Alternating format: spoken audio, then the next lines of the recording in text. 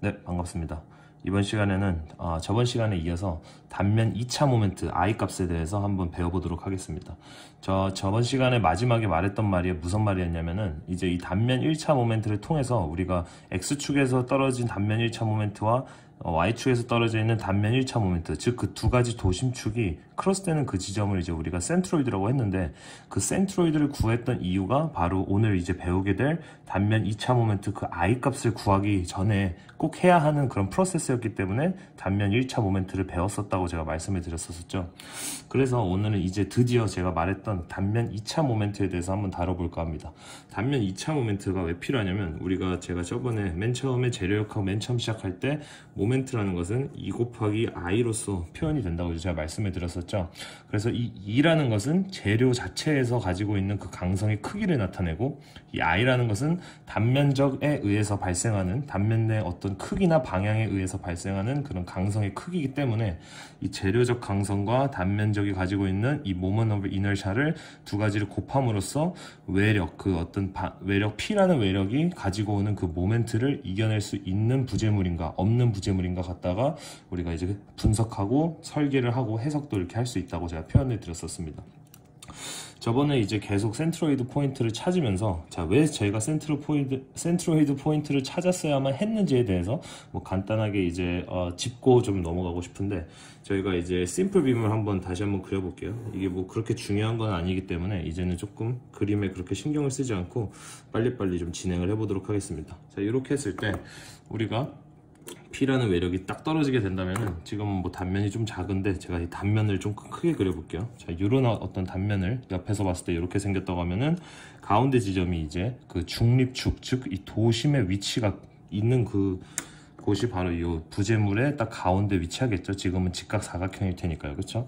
이렇게 기준으로 했을 때 이렇게 모래시계 모양의 그런 힘의 분포도를 얻을 수 있고, 얘가 C 동그라미가 되고 T 동그라미, 즉 이 C 컴프레션의 모든 합력이 얘가 되겠고, T의 텐션의 모든 합력이 여기를 꽂힐 테니까, 이 중립축인 바로 이 도심의 위치, 이 도심을 기준으로 이렇게 모멘트가 발생했다는 사실을 우리가 알 수 있죠. 그러니까 이게 가장 중요한 게 뭐냐면은, 우리가 이 부재물에다가 이런 어떤 심플 빔이든 어떤 빔이든 간에 우리가 이 외력을 얘한테 딱 찌르게 되면은, 얘가 분명히 이 내부적으로 우리가 딱 잘라서 본다면은 분명히 모멘트가 발생할 것인데, 그 모멘트는 분명히 이 센트로이드 포인트를 기준으로서 돌아간다는 것이 바로 핵심이 되는 거예요.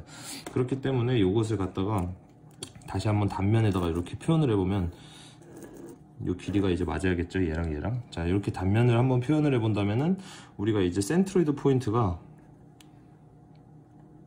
여기에 이제 위치하고 있다는 것을 이제 저번 시간에 계속 배웠었단 말이죠, 그렇죠? 그래서 제가 어떻게 말했냐면, 요 모멘트를 이겨내는 요 단면에서 자체적으로 발생하는 단면 모멘트를 우리가 구해왔었다. 그것이 바로 1차 모멘트였다 했는데, 그 1차 모멘트로서 해석이 안 되는 어떤 오류들이 있기 때문에 우리가 단면 2차 모멘트라는 요 I 값이 필요하다라고 말씀을 드렸었죠.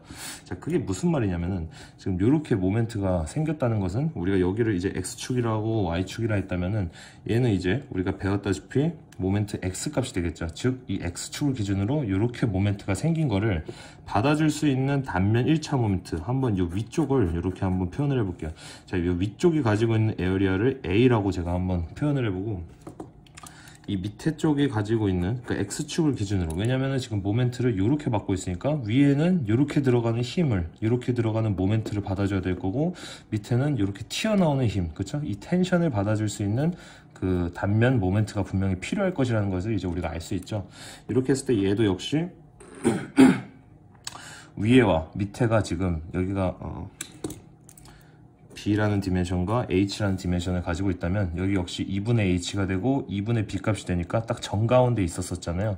그러니까 얘가 지금 가지고 있는 이 두 가지 에어리아의 값도 역시 A와 A로서 각게 표현이 될 것이고, 얘가 지금 X축에서 이 위에 단면이 가지고 있는 이 도심 위치까지의 어떤 거리를 우리가 Y로서 이제 표현을 했었고요. 역시 이 X축을 기준으로 갖다가 이 밑에 부분이 가지고 있는 그 도심을 hit하는 그 포인트 역시 길이도 y값이 된다는 거죠. 그렇죠. 그래서 이 단면 1차 모멘트라는 건 뭐였냐면 이 전체적인 a와 이 y값, 그러니까 이게 지금 그 y의 평균값, y 밥값이 되는 건데 얘를 갖다가 더하고 또 얘를 갖다 더한 다음에 전체를 다 더하면 단면 1차 모멘트 값이다 라고 했죠. 그래서 한번 구해보니까 위의 값은 a 곱하기 y로서 표현이 되겠죠. 근데 밑에 값도 역시 보니까 a 곱하기 y 값으로 표현이 될 수 있는데 가장 중요한 건 뭐냐면 저번에 제가 첫 번째 시간에 한번 말씀을 드렸었는데 이 x축을 기준으로 a라는 것들은 뭐 단면의 그 어떤 그냥 단면을 나타내는 거기 때문에 방향이 존재하지 않지만 이 x축을 기준으로 보니까 이 y값은 위로 가면은 플러스 값을 나타내고 아래로 가면 마이너스 값을 나타낸다는 거죠.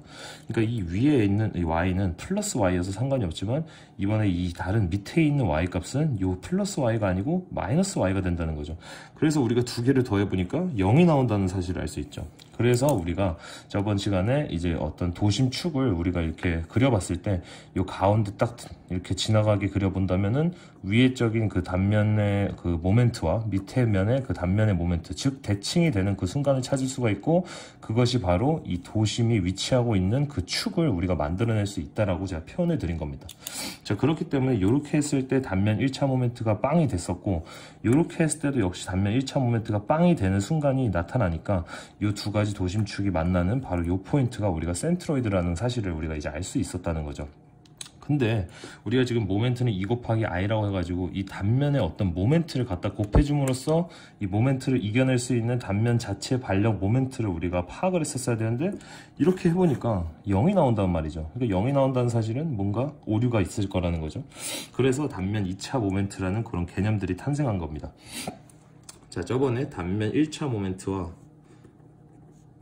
단면 2차 모멘트에 대해서 제가 간략하게 설명을 드렸었는데 두 가지 차이가 뭐냐면 얘는 이제 1차 방정식이 되겠고 얘는 2차 방정식이다. 이렇게 이제 쉽게 이해를 하면 된다. 더 쉽게 이해를 하려면 얘는 그냥 x로서 표현이 된다면 얘는 x가 하나 더 곱해져서 제곱의 차수를 갖고 있는 차수가 하나 더 늘어난 그런 상태를 말한다는 겁니다.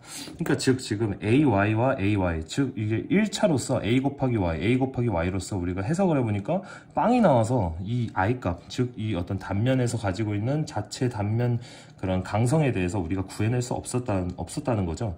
그렇기 때문에 이제 이거를 2차로서 한번 바꿔서 해석을 해보자 했을 때 가장 좋은 방법이 뭐냐면 요 떨어져 있는 이 y값을 지금 제곱을 시켜보자는 겁니다. 왜냐면은 얘는 플러스 y였고 마이너스 y였기 때문에 우리가 0이라는 그런 오류 아닌 그런 오류가 이제 나타났던 거기 때문에 a를 그대로 두고 y값 역시 얘는 플러스 y가 되겠죠.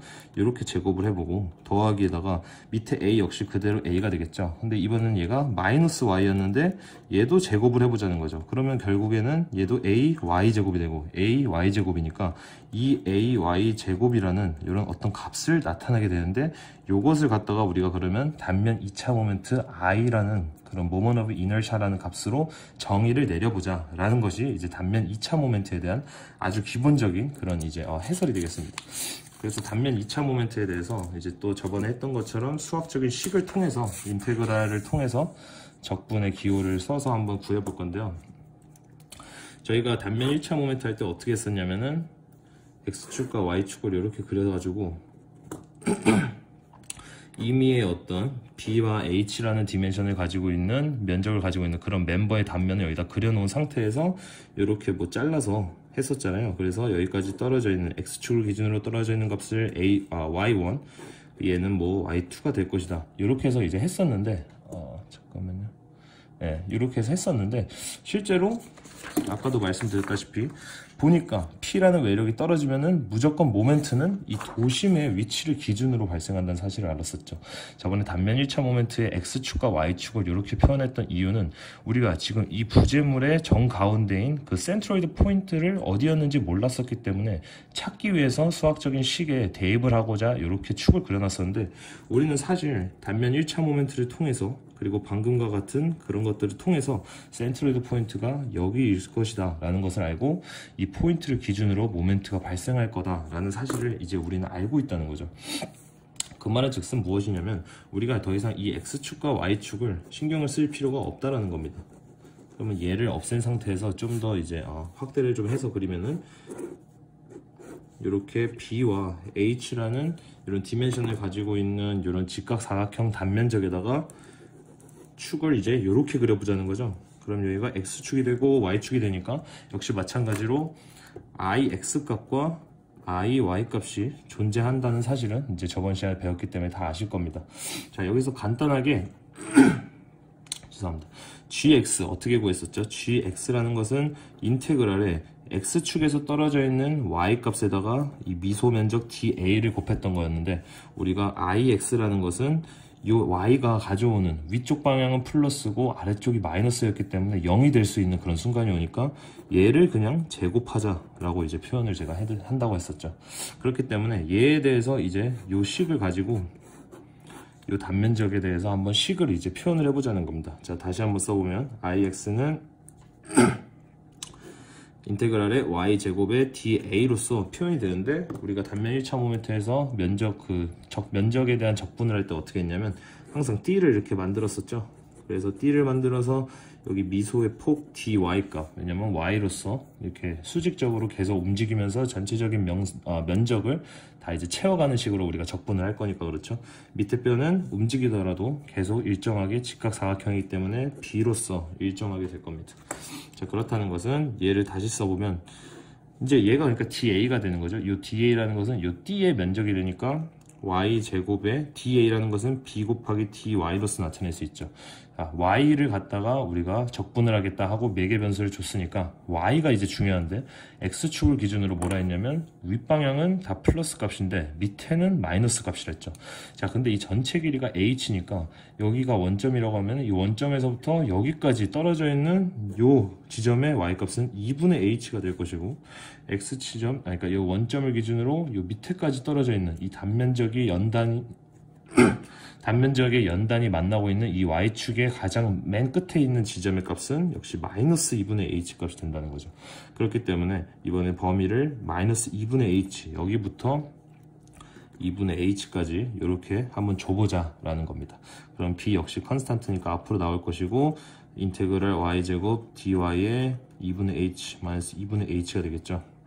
여기다가 풀어보면은 자, b 곱하기 3분의 1의 y의 세제곱이 될 것이고, 얘가 2분의 h와 마이너스 2분의 h, 이렇게 이제 식이 풀어지겠습니다. 자, 그럼 3분의 1과 b를 먼저 곱해 주신 다음에 곱하기 y 세제곱, 요거는 이제 어떻게 하냐면 얘를 한번 여기다 넣고 그 다음에 빼기 얘를 여기다 넣은 값이랬죠. 그러니까 2분의 h를 y 값에 한번 넣어보고, 그럼 이렇게 세제곱이 되겠고, 빼기 이 마이너스 2분의 h를 또 세제곱해서 이렇게 한번 계산을 해보면은 이 적분의 수식을 우리가 풀어낼 수 있다는 거죠. 자, 그러면 마이너스 8분의 h 세제곱인데 마이너스 또 있으니까 플러스가 되죠. 그러니까 얘도 8분의 h 세제곱, 8분의 h 세제곱이니까 8분의 2h 세제곱이겠죠. 8분의 2h 세제곱이니까 4분의 1h 세제곱이 되겠죠. 그러면 3분의 b 곱하기 4분의 h 세제곱이니까 12분의 bh 세제곱이라는 우리가 단면 2차 모멘트, 즉 x축에서 돌린 단면 2차 모멘트 값 ix 값을 우리가 12분의 bh 세제곱이라는 이런 값을 이제 표현해서 나타낼 수 있다는 겁니다. 즉 이 단면이 직각 사각형일 때만 이렇게 되고, 이제 뭐 이게 삼각형이든 원형이든 뭐 다른 형상을 가졌을 때는 또 다른 식으로 다 이렇게 표현이 되겠지만, 결론적으로 이런 어떤 프로세스는 다 요거와 이제 같다는 거죠. 자, 우리는 여기서 끝내면 안 되죠. 저번에 말했듯이 y축에서도 분명히 모멘트 값을 구해줘야 된다. 뭐 시간이 뭐 그렇게 오래 걸리지 않을 것 같으니까 똑같이 한번 풀어보도록 해보겠습니다. 역시 같은 이런 단면을 가지고 있는 b와 h라는 디멘션을 가지고 있을 때 얘는 모멘트를 분명히 이 센트로이드 포인트 기준으로 봤기 때문에 우리가 모멘트 IY라는 단면 2차 모멘트는 이 중립축과 이 도심의 위치가 만나고 있는 그 포인트를 기준으로 구해야 되기 때문에 이 I의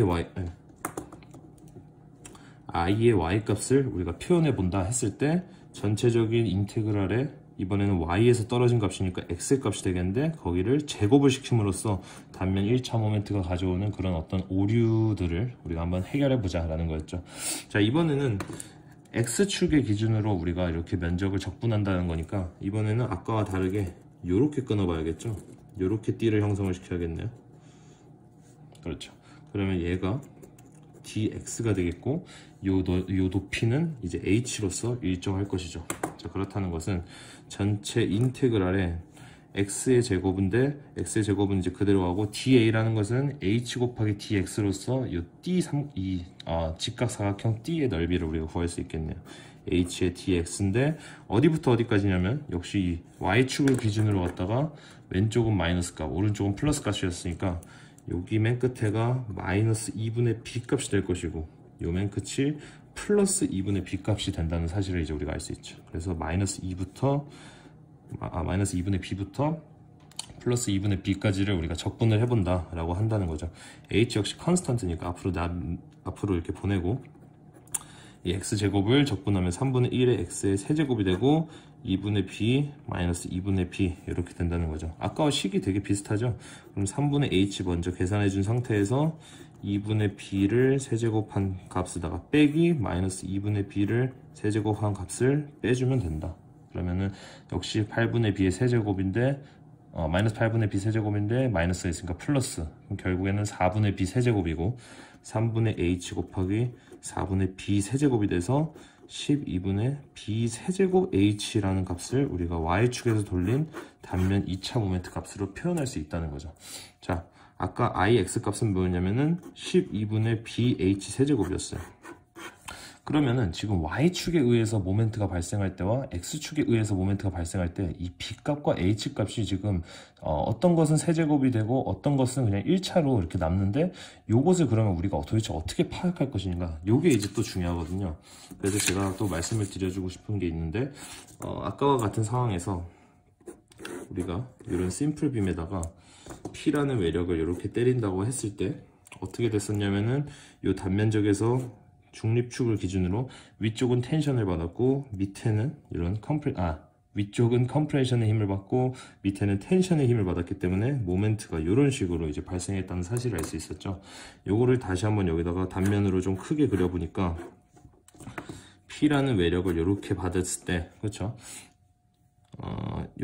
요 들어가는 힘들, 그러니까 요 위에가 이제 들어가는 힘들이니까 제가 X로서 이렇게 표현해 보겠습니다.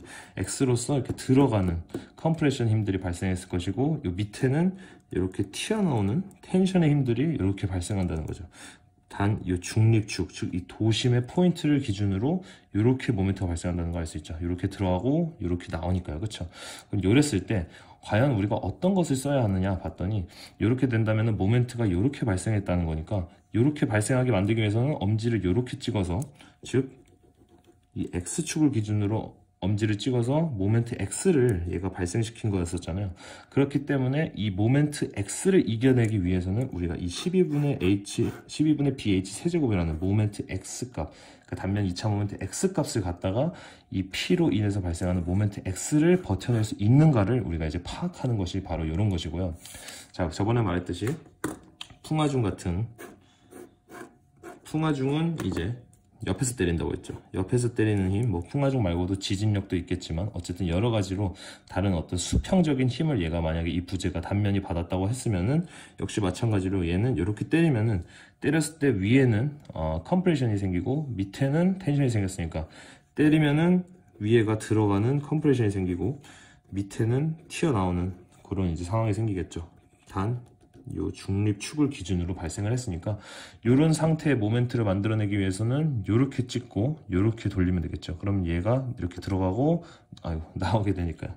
그렇죠. 그러면 요거를 우리가 이제 y축이라고 할 것이니까 이제 얘는 모멘트 y를 발생시키는 p의 값이기 때문에 이런 상황에서는 2분의 bh 세제곱이라는 요 iy 값을 갖다가 우리가 사용해서 이 모멘트를 우리가 이겨낼 수 있는가를 갖다가 파악할 때 저 iy 값을 사용하면 된다는 거죠. 여기서 만약에 이제 여기가 디멘션이 b와 h라고 한다면은 우리는 12분의 b 세제곱 h라는 값을 우리가 구해야 된다는 겁니다. 그러니까 우리가 이렇게 회전축을 갖다가 엄지로 꽂았잖아요. 그 회전축을 우리가 이 가로 길이인 b로서 생각을 하시면 좀 더 이해가 쉬울 거예요. 그러니까 여기도 이제 세로 길이, 그러니까 회전축을 이렇게 찍으면은 이 엄지손가락을 가리키는 이 방향이 이 멤버에 대한 가로값이 되는 거예요. 그러니까 가로값이 뭐냐면은 우리가 12분의 bh 세제곱이라고 i 값을 이렇게 정의를 내리는데, 여기서 이 b가 가로값이고 이 h가 세로값인데, 우리가 지금 이런 상황에서는 이렇게 찍음으로써 이 h 값이 우리가 가로값이 된다는 것을 알 수 있죠. 그러니까 가로값인 가로값이 여기 들어가고 세로값인 b값이 들어가니까 세제곱이 된다. 그렇죠? 그래서 12분의 i 이렇게 되고, 이것은 바로 y축에 의해서 발생한 그런 단면 2차 모멘트다라는 사실을 우리가 알 수 있다는 거죠. 자, 이렇게 해서 단면 2차 모멘트에 대해서 간단하게 한번 개념 설명을 드려봤었고요.